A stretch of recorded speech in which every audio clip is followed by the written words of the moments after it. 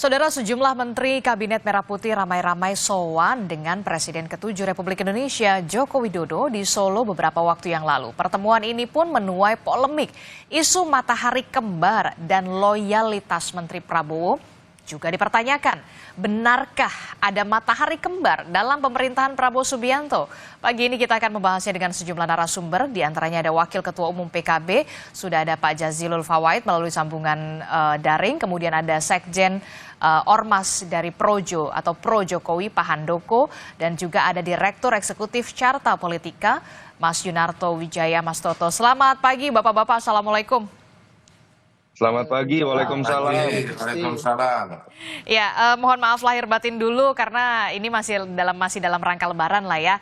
Nah, masih dalam rangka Lebaran kemarin juga menjadi sorotan nih ternyata sejumlah menteri dari Pak Prabowo Subianto ini masih sowan ke rumah atau kediaman Pak Presiden ke-7 Republik Indonesia ini, Pak Jokowi begitu ya.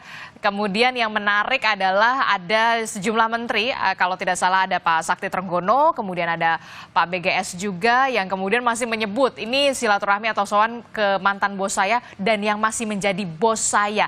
Nah, jadi kalau menurut Pak Jazilul sendiri, komentarnya gimana nih secara etika? Seharusnya kan yang menjadi bos ini kan adalah Pak Prabowo selaku presiden. Secara etikanya gimana begitu ya? Ini dilontarkan secara eksplisit, offside nggak sih sebenarnya? Ya, kalau menurut pandangan saya sih tidak offside. Itu hal yang wajar saja dan memang beliau-beliau ini dulu bersama Pak Jokowi. Dan saya sendiri tidak setuju dengan istilah matahari kembar.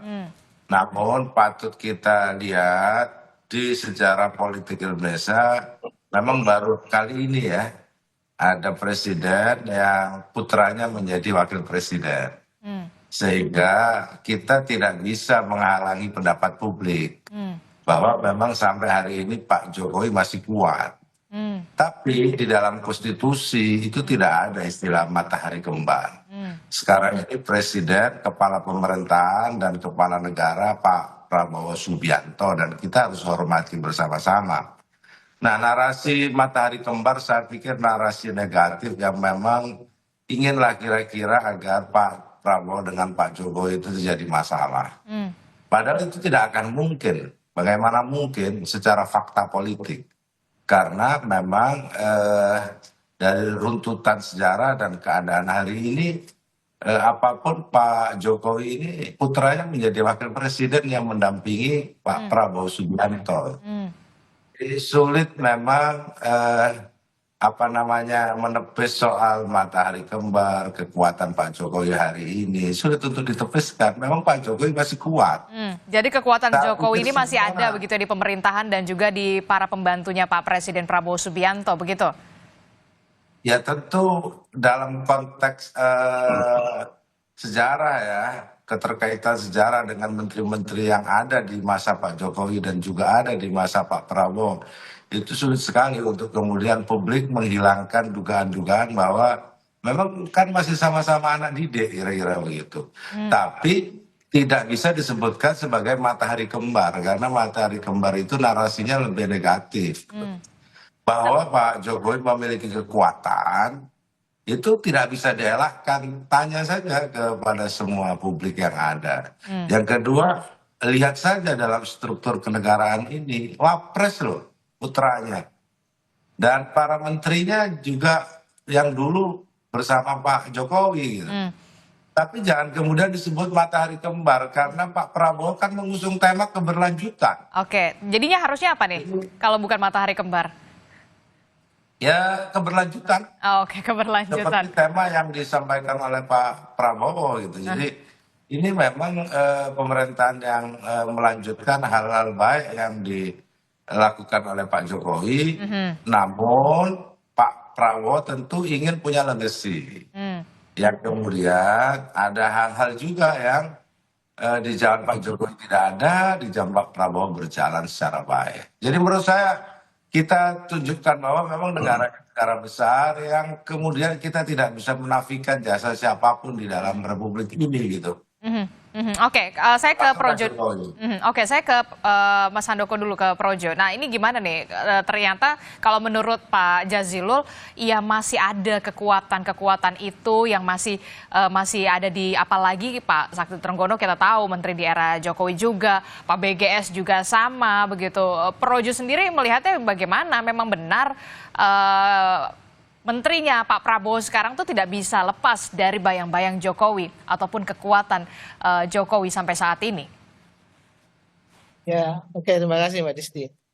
Jadi memang ngelihatnya harus benar ya.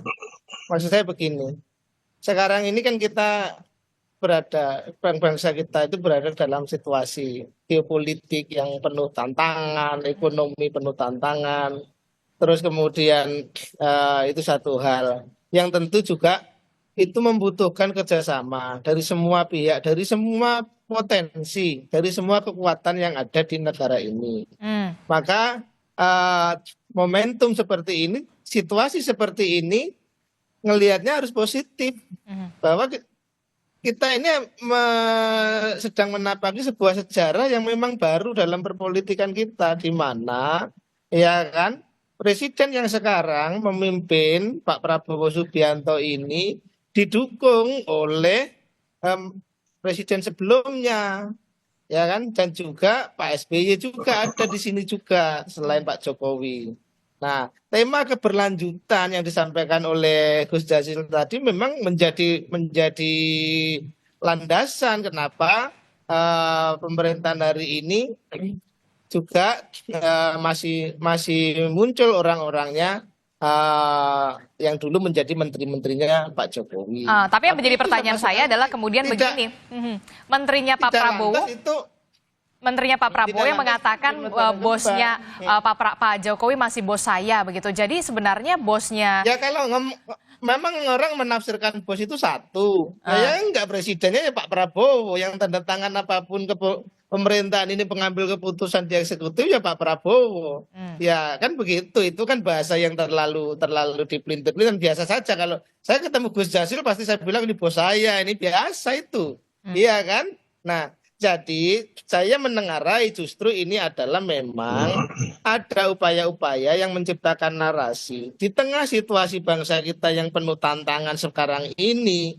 Situasi bagus di mana kita kompak, di mana kita semuanya bahu-membahu untuk menghadapi semua kesulitan, justru pengen dibelah, justru pengen dipecah belah. Ini kan bahaya begini. Sudahlah, kita jangan lagi, nggak usah lagi lah mimpi-mimpi mencoba membelah Pak Jokowi dengan Pak Prabowo dengan istilah-istilah matahari kembar, ada segala macam. Itu nggak akan punya saya katakan nggak akan berhasil juga nggak ada positifnya bagi bangsa yang kita semua tahu situasi kita lagi berat. Bagaimana geopolitik kayak begitu, perang dagang gila-gilaan, tantangan ekonomi ugal-ugalan, nah kayak gitulah. Jadi bos utamanya tetap Pak Prabowo ya? Ya jelas Pak Prabowo. Sekarang gini, Pak Prabowo sekarang, beliau bagaimana mencoba dengan sekuat tenaga, dengan segala kemampuannya, melakukan segala langkah di tengah tekanan global, ke sana kemari, lobby ke sana kemari, ya kan? Ayolah kita dukung ini Pak Prabowo ini. Untuk yang sedang bekerja keras menavigasi bangsa ini, jangan kemudian malah ditabrak-tabrakin dengan isu-isu matahari kembar dengan hanya sekedar orang waktu Lebaran datang ke Solo bersilaturahim ke Pak Jokowi. Gitu loh, Mbak. Oke, saya ke Mas Toto. Mas Toto, bagaimana Anda melihat ini begitu ya, dengan secara eksplisit begitu terang-terangan para menterinya Pak Prabowo ini mengatakan iya Pak Jokowi masih bos saya. Ini kerap dikaitkan dengan adanya isu soal matahari kembar. Anda melihat demikian atau seperti apa? Gini, pertama kalau momennya kan adalah momen Lebaran. Kita berprasangka positif, sebenarnya nggak ada yang aneh. Karena Ibu Sri Mulyani, Pak BGS juga datang ke rumah Ibu Mega. Betul. Mungkin beberapa menteri juga datang ke rumah Pak SBY. Tetapi kalau bicara tadi secara spesifik, kalimat sebenarnya tidak beberapa menteri, tapi dari Mas Trenggono yang jelas mengatakan masih bos Bos saya. saya. Menurut saya itu tidak etis secara tata negara. Oke. Mas Handoko boleh mengatakan Gus Jazil bosnya karena Mas Handoko bukan pembantu presiden, nggak punya konsekuensi secara tata negara. Saya juga bisa mengatakan seperti itu. Itu menurut saya tetap catatan kecil. Oke. Yang kedua, saya paling senang jadi narsum dengan Gus Jazil, apa adanya belak-belakan gitu ya. Situasi ini tuh nggak pernah terjadi sebelumnya. Pembahasan matahari kembar itu dalam konteks peralihan Ibu Mega ke Pak SBY ke Pak Jokowi itu tidak terjadi isu seperti itu. Kenapa? Karena anaknya Ibu Mega kemudian nggak jadi wapresnya Pak SBY, anaknya Pak SBY nggak jadi wapresnya dari Pak Jokowi, sehingga kemudian tafsir publik yang macam-macam itu nggak ada. Ini kan memang anomali ya, bahwa ketika keberlanjutan itu diartikan secara harafiah, anak mantan presiden itu ditempatkan menjadi wakil presiden. Sehingga kalau kita kritis saja jadi pertanyaan loh Mbak, yang namanya wapres bernama Gibran, itu lebih sering ketemu sama Pak Prabowo atau ketemu bapaknya sebagai mantan presiden? Ini kan orang jadi pertanyaan, Gibran lebih loyal kepada Prabowo atau kepada mantan presiden yang adalah bapaknya sendiri? Oke. Pertanyaan itu kan secara awam akan muncul. Menurut saya ini pembelajaran demokrasi, makanya jangan aneh-aneh menerjemahkan demokrasi, keberlanjutan dengan hal-hal yang bisa menimbulkan polemik seperti ini. Pertanyaan kritis lain misalnya, kalaupun mau bicara matahari kembar jadi aneh. Kalau mau ada tuduhan matahari kembar, kenapa tidak dialamatkan kepada Gibran? Jelas-jelas Gibran yang secara konstitusi ada di sampingnya presiden, punya otoritas. Biasanya isu matahari kembar itu kan dialamatkan kepada wapres yang dianggap punya pengaruh lebih dari posisi sebagaimana mestinya yang hanya menjadi pembantunya presiden tanda kutip. Nah, artinya buat orang-orang yang kemudian merasa Pak Jokowi masih kuat, mohon maaf ya, menurut saya itu malah seakan-akan menempatkan Gibran dalam posisi yang terdegradasi. Ini nggak sehat buat Mas Gibran. Oke. Jadi fungsi dari seorang presiden, mantan presiden itu adalah memberikan nasihat. Ketika diminta masukan, memberikan masukan. Itu yang terjadi pada presiden-presiden Amerika Serikat yang sudah pensiun. Makanya yang namanya President's Club yang dulu sempat digagas oleh sekelilingnya Pak Prabowo, itu tidak pernah menempatkan presiden yang masih berkuasa menjadi anggotanya, tapi sebatas pada mantan-mantan presiden untuk memberikan masukan tanpa bisa cawe-cawe atau intervensi. Jadi menurut saya kita lihat aja positif pertemuan silaturahmi kemarin karena memang momennya Lebaran, tapi kita juga berpikir positif terhadap kritik-kritik atau yang mengingatkan mengenai matahari kembar. Karena ini artinya sayang kepada Pak Prabowo. Betul. Untuk tetap berkuasa sebagai matahari tunggal. Dan ini sayang juga kok kepada Pak Jokowi. Pak Jokowi Anda pensiun saja. Dan Anda ini menghadapi situasi prasangka yang tidak mudah. Karena memang ada situasi anomali, keberlanjutan diartikan anak Anda menjadi wakil presiden. Ini konsekuensi ketika Anda masuk dalam deal-deal politik seperti ini. Itu aja menurut saya. Nah ini gimana nih Pak Jazilul dan juga Pak Handoko, kalau menurut Mas Toto tadi secara etika ya nggak pas lah, apalagi ini dikatakan atau diucapkan dari mulut seorang pembantu presiden. Pak Jazilul. Ya soal etika ini kan hari ini memang selalu jadi kontroversi lah. Menurut saya pandangan Mas Toto ya boleh saja, yang lain menganggap wajar seperti Pak Handoko. Saya pikir sama-sama saling menghormati.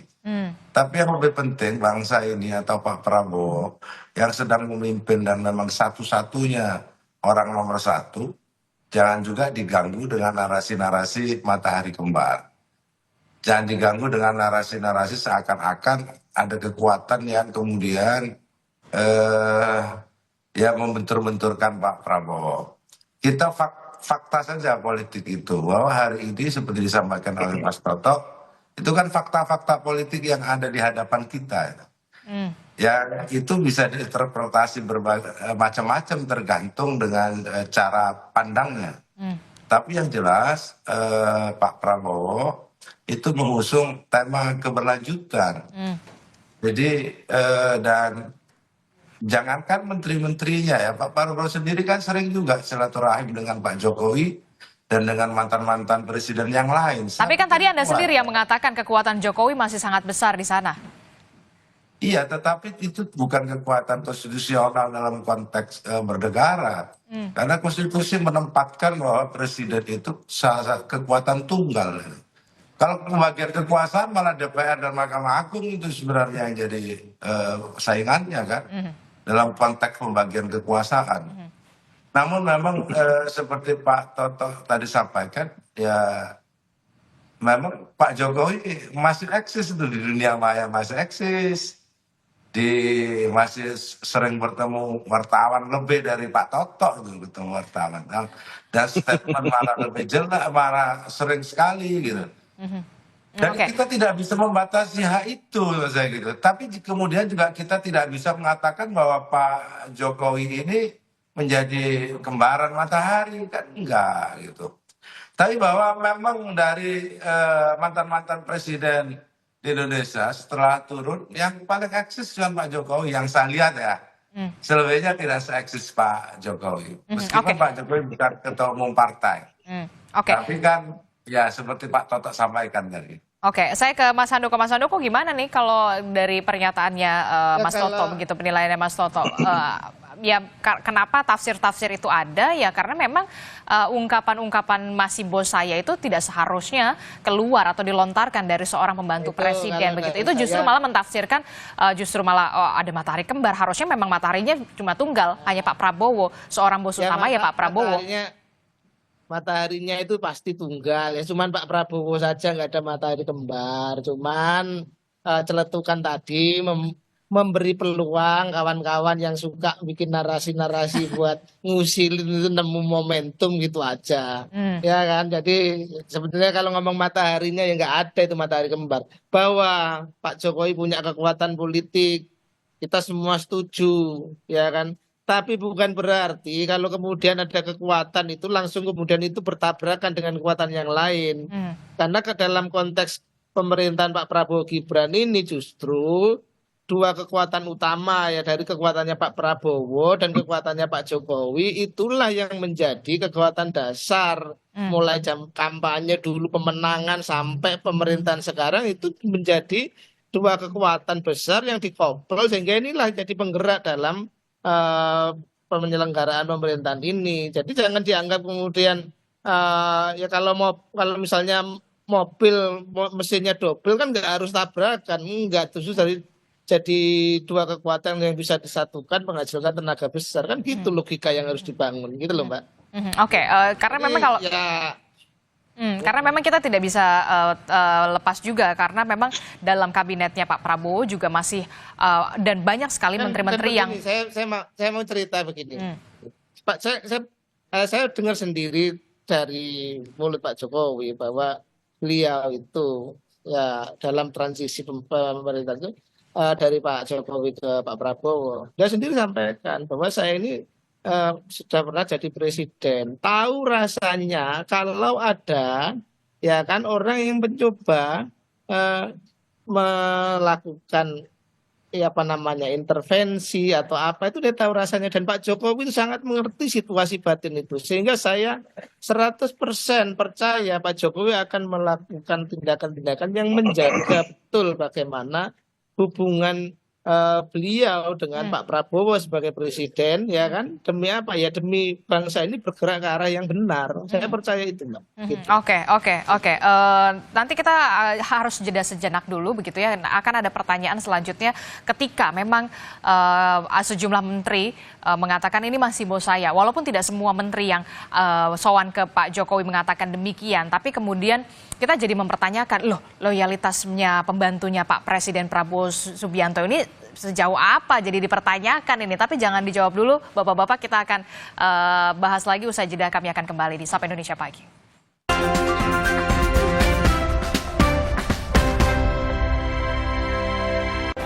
Terima kasih Anda masih bersama kami dalam Sapa Indonesia Pagi. Saudara masih membahas soal bagaimana ada anggapan soal matahari kembar begitu ya mencuat begitu setelah pertemuan pembantu dari Presiden Prabowo Subianto yang sowan ke rumah atau kediamannya Pak Jokowi di Solo, Jawa Tengah kemarin. Bahkan sejumlah menteri, ada Pak BGS, kemudian ada Pak Sakti Trenggono yang mengatakan Pak Jokowi masih bos saya, begitulah. Ini kemudian mencuat, oh jangan-jangan ada matahari kembar nih gitu ya.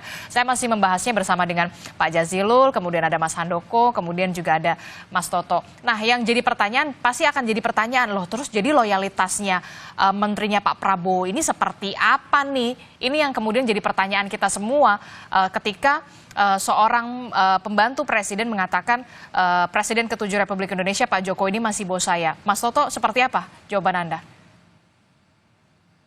Hal yang lebih besar dulu ya, menjawab Mas Handoko tadi. Kalau ditanya bahwa orang-orang yang mengingatkan mengenai matahari kembar, bahwa hanya ada boleh satu pemimpin, itu dianggap sedang memecah belah, enggak juga. Harus diakui ada fakta politik yang anomali pertama kali dalam sejarah Indonesia tadi. Jadi kalau ditanya apakah Pak Jokowi mengerti situasi batin Pak Prabowo, Pak Jokowi nggak pernah ngerasain yang namanya wapresnya itu anak Pak SBY. Pak SBY apakah mengerti situasi batinnya Pak Prabowo? Pak SBY nggak pernah ngerasain wapresnya itu misalnya anaknya Ibu Mega, presiden sebelumnya. Ini situasi anomali. Dan ada fakta empiris loh, bahwa mungkin orang-orang yang mengingatkan itu belajar dari Filipina, bahwa ketika keberlanjutan diartikan dengan deal-deal kekuasaan menempatkan anak mantan presiden menjadi wakil presiden itu ternyata tidak berbuah baik. Jadi saya mencoba berprasangka baik dengan Mardhani Alisera, dia tidak ingin Indonesia seperti Filipina, kira-kira seperti itu. Yang kedua, Mas Handoko, jangan kemudian ketika ada pihak-pihak yang mengingatkan tentang hal-hal tertentu terkait tata negara, politik, itu diartikan ingin mengadu domba, dan kemudian situasi global yang harus dihadapi oleh Indonesia menjadi semakin sulit. Kebalik logikanya dalam demokrasi. Ketika menghadapi situasi yang lebih sulit termasuk tantangan global terkait dengan perang dagang atau tarifnya Trump, yang malah harus dilakukan itu bukan sekedar silaturahmi, tetapi memastikan semua elemen bangsa dalam ketatanegaraan memainkan porsinya. Ya udah, partai koalisi memberikan dukungan kepada kebijakan presiden, sekaligus kritis seperti yang dilakukan oleh senator-senator Republikan terhadap Trump misalnya. Dan juga partai yang tidak masuk dalam barisan koalisi itu memberikan catatan kritis supaya penguasaan terjadi, sehingga ketika presiden mengambil kebijakan secara cepat menghadapi situasi global yang pelik, itu malah menjadi benar. Bukan dengan semuanya diam, semuanya setuju, dan ketika kemudian mengingatkan dianggap mengadu domba. Itu yang menurut saya jangan salah kaprah dalam konteks demokrasi. Terkait dengan jadi pertanyaan loyalitas seorang pembantu presiden jadi pertanyaan ketika kemudian itu terlontar masih bos saya. Ini gimana loyalitasnya? Secara de facto saya sih meyakini lah, mau Mas Trenggono, Pak BGS takutnya dengan Pak Prabowo. Karena yang bisa mencat hanya Pak Prabowo. Ini kalau kita bicara logika manajemen perusahaan aja ya. Pak Jokowi nggak bisa mencat tuh gitu. Misalnya dianggap mereka jarang silaturahmi pun nggak bisa gitu Pak Jokowi mencat. Mas Gibran pun sebagai anak Jokowi nggak bisa. Makanya tadi saya lebih memberikan catatan kritis, terutama kepada Mas Trenggono yang jelas menggunakan bahasa eksplisit, masih bos saya. Kalau Pak BGS kan hanya menggunakan bahasa bos saya, itu bisa diartikan dalam arti dulu misalnya gitu ya. Secara de jure tidak tepat. Karena ketika Anda sudah menjadi pembantu presiden, bahkan masih misalnya menggunakan istilah, misalnya nih, Gus Jazil menjadi menteri misalnya. Nggak terlalu etis misalnya Gus Jazil mengatakan dalam konteks sebagai menteri ya, bos saya adalah Caimin, nggak boleh. Tapi sebagai kader PKB, boleh. Nah itu yang menurut saya harusnya menteri-menteri lebih berhati-hati, apalagi situasinya ini anomali. Kecurigaan itu kan muncul karena ada situasi anomali, anaknya Pak Jokowi masih menjadi wapres, sehingga ada kesan Pak Jokowi masih ada di dalam pemerintahan Pak Prabowo. Oke, Gus Jazil, gimana kalau menurut Pak Mas Toto harusnya lebih berhati-hati begitu? Ya, kalau itu saya setuju. Tapi loyalitas itu kan diukur dari kinerja. Bahwa Pak Trenggono atau menteri-menteri yang lain bagaimana melaksanakan arahan dari Pak Prabowo. Kinerjanya baik atau tidak. Kalau di situ ada gangguan dari kinerja, siapa yang kira-kira mengganggu? Saya pikir loyalitas tidak hanya diukur pada kedekatan, gitu. Kalau hanya diukur pada kedekatan, yang paling loyal kepada seseorang ya anak kepada bapaknya lah.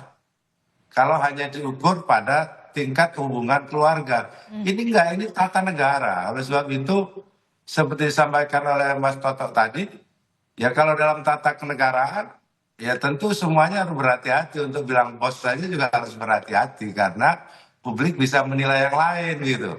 Tapi kan nggak mungkin misalkan Pak Gibran untuk tidak mengakui bahwa Pak Jokowi bapaknya. Itu saya pikir itu panggilan bos yang disampaikan oleh Pak Trenggono mungkin ya pada konteks budaya lah. Seperti Pak Handoko atau saya, Mas Toto, bos gimana bos? Itu kan ya budaya. Tapi kalau dalam loyalitas tata kepemerintahan, saya pikir ada ukuran-ukurannya.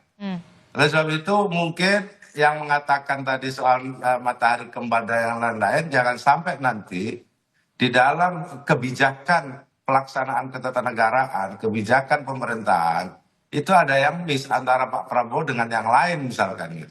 Tapi saya sampai sejauh ini belum, saya tidak melihat itu. Semuanya normal-normal saja. Cuma pendapat publik tidak bisa kita juga kendalikan. Gitu. Bahwa berpikir apa itu ya bagaimana? Ya itu tadi saya bilang, nggak mungkin kan orang mengatakan bahwa Pak Jokowi bukan bapaknya Mas Gibran, itu nggak akan ada itu. Tapi itu konteks kekeluargaan, tetapi wapres, presiden, menteri, itu kata-kata dalam tata negara. Nah, mengukur loyalitas diukur dari ketatanegaraan itu. Jadi tidak dalam konteks budaya, tetapi ketatanegaraan. Menyatakan bos juga begitu. Ini dalam konteks tata negara atau konteks pertemanan atau budaya. Tapi kalau menyangkut misalkan tindakan-tindakan, kebijakan-kebijakan yang tidak sesuai dengan arahan Pak Presiden, itu menyalahi ketatanegaraan kalau sebagai seorang menteri gitu. Ya, saya pikir begitu. Oke, saya ke Mas Handoko. Mas Handoko, ada juga kemudian yang menganggap begini, wah jangan-jangan menterinya Pak Prabowo ini lebih gampang komunikasi ketika ke Pak Jokowi ketimbang ke presiden sekarang begitu, terlalu banyak barriernya. Benar nggak demikian? Anggapan seperti itu, Mas Handoko? Ya kalau itu sangat mudah dipahami Mbak ya. Pak Prabowo sibuknya luar biasa, ya kan?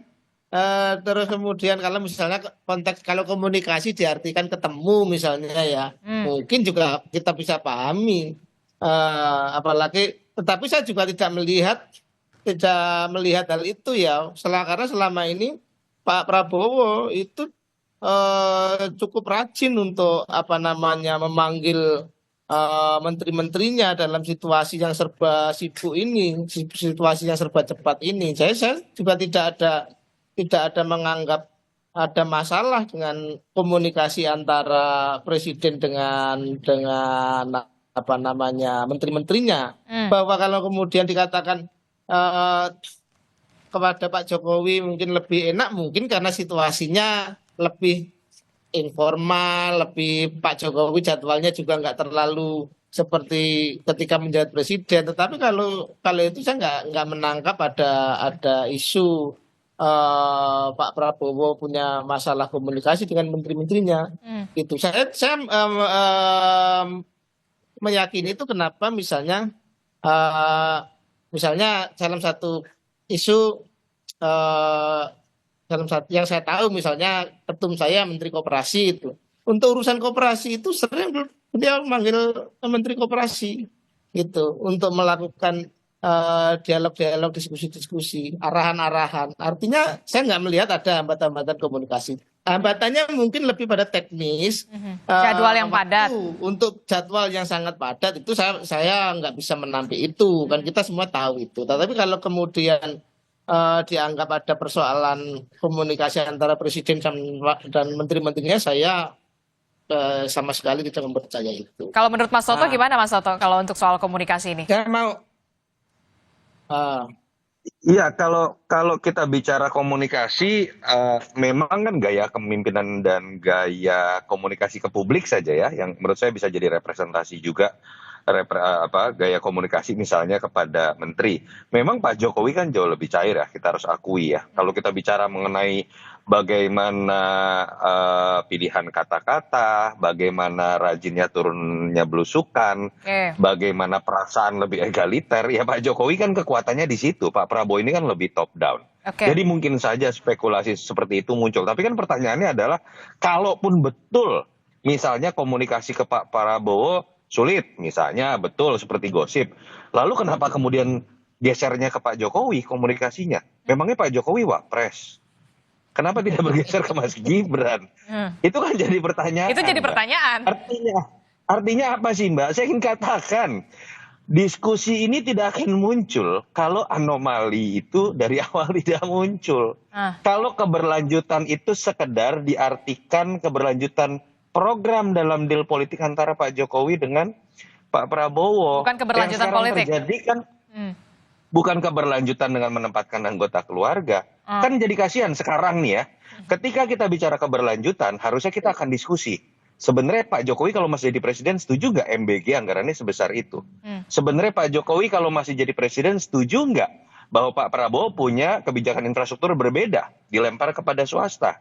Pak Jokowi akan setuju nggak dan antara itu diberlakukan dalam situasi global seperti ini? Pak Jokowi setuju nggak kita masuk BRICS? Karena menurut saya Pak Jokowi nggak setuju gitu misalnya, sepengetahuan saya mengenai Pak Jokowi. Tapi sekarang bahasan keberlanjutan ini akhirnya lebih mengarah kepada, kok menteri-menterinya masih ke Pak Jokowi, kok bela-belain datang ke Solo, kenapa nggak ke Gibran, kenapa Mas Gibran kemudian jarang muncul, dan lain-lain. Hmm. Dan itu yang akhirnya menurut saya sebuah pembelajaran, kritik-kritik mengenai etika berdemokrasi, termasuk mengenai hal-hal yang terjadi pada masa kampanye kemarin, jangan dikecilkan. Karena Oke. inilah yang kemudian sekarang kita lihat.